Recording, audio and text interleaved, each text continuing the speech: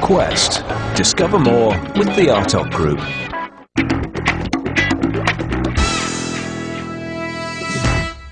If they are lucky, those talented dogs that can act may eventually end up on a real-life, full-sized movie set. We have a little puppy now that just started with us called Colby.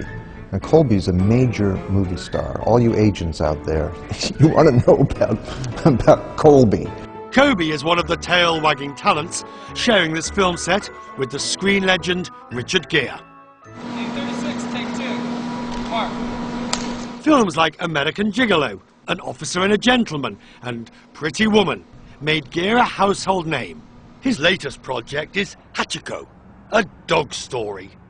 The film is being shot in the US state of Rhode Island. It's an emotional tale of one dog's lifelong devotion to its owner. Why did you decide this was a film you wanted to do? I'll tell you, the script was sent to me by my agent, and he said, look, you're co-starring with a dog in this movie, but I want you to read it anyhow. If I don't have a visceral response, I know I'm never going to make the movie. I can't make that happen. And I read the script, and I started crying like a baby. The story of Hachiko is based on the 1920s real-life story of Hachiko, named the Faithful Dog.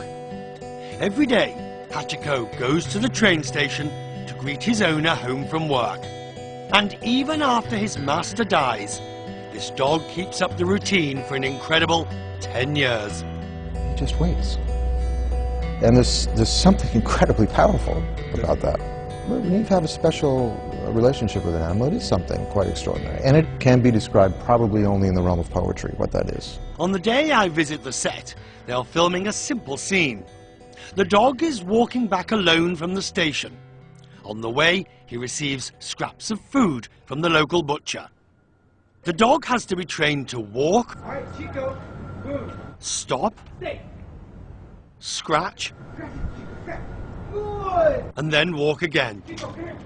In Hollywood terms, this is a simple scene for the animal actor. But there are rehearsals again and again. Speak. Good. All right, second mark. And eventually, the take. It takes huge amounts of work to ensure that the dog gets this simple scene right. As I watch, it becomes clear there are strict rules being followed when working with animals, rules which are monitored by the American Humane Association. Nothing happens here without their approval. We're all about the welfare of the animals, making sure that the animals are safe, secure, sound, they have what they need. Basically, we are the voice for the animal on the movie set. It is a powerful voice. For more than 5 decades, American Humane has been the only organization that can give the Hollywood seal of approval to movies that involve animals.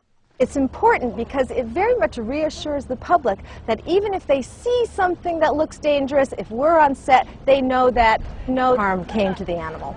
It's a very, very hard job, and there are very few people that do it. We only have 10 American Humane Safety reps on full-time staff and about 25 or 35 that are on call all around the nation and all around the world. Marissa Bayliss.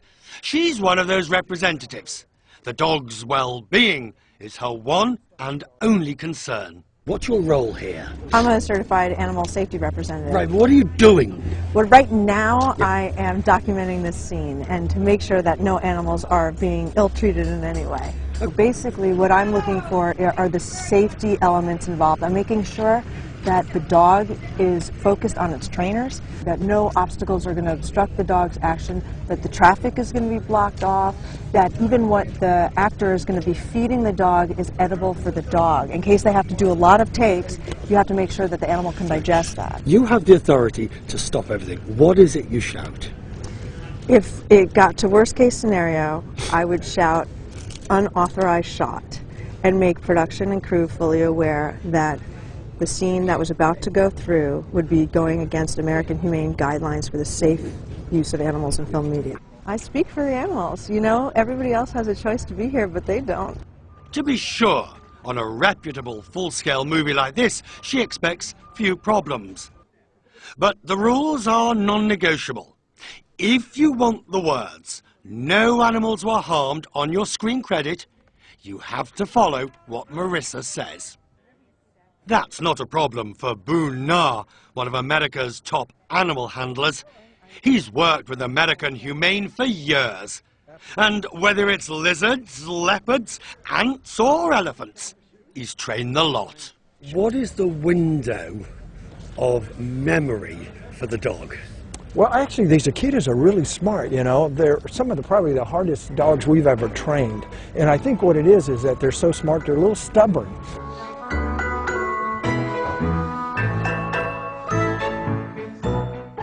Sit. Watch. Nice boy.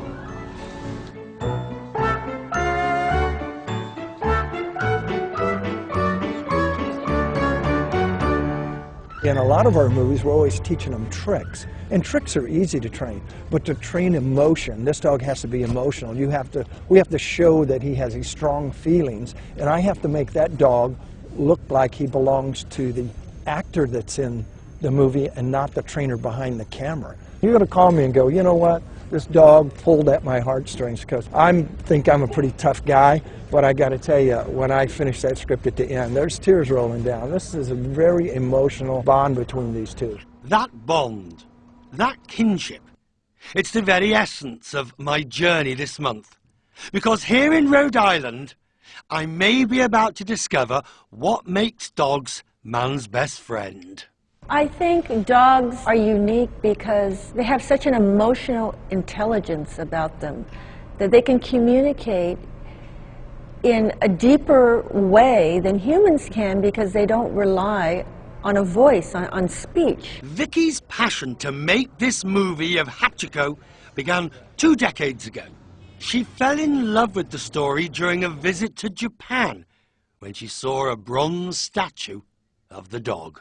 I was so smitten that a couple years later, when I got a dog, I named him Hachiko. He was a Japanese Shiba, actually. And he was my best friend for 16 years. Vicky's ambition is to portray the life and the emotions of a dog. This vision is shared by the director, Lasse Hallström, who is no stranger to working with hounds. I have lots of experience with dogs. I made a movie called My Life as a Dog. So I have been drawn to dogs and kids in most of my movies, despite all the warnings. But in this case, it's been a breeze because the trainers are so fantastic, really. Richard Gere may be the two-legged star of this film, but even he's under no illusion who the eye-catchers really are on this movie. They have 4 legs and a tail. And it's when these animal actors show emotion that the audience's heartstrings will truly be tugged. They all have personalities like people do. There's no one in this room right now who's not eccentric in some way. Everyone's smiling. Yes, it's all true. But yes, even you, sir. Especially me, sir. Thank you. I didn't want to say that. I just beat you to it, that's all. Cast and crew alike recognize real talent when they see it. From producer to director to actor, show anyone here a puppy like this, they may well go, ah. They also want to say, oh yes, no animals were harmed. Still to come, she's a singing sensation, but Joss Stone never travels without her faithful companions. And I'm back in Panama to see the benefits of using therapy dogs to help sick children.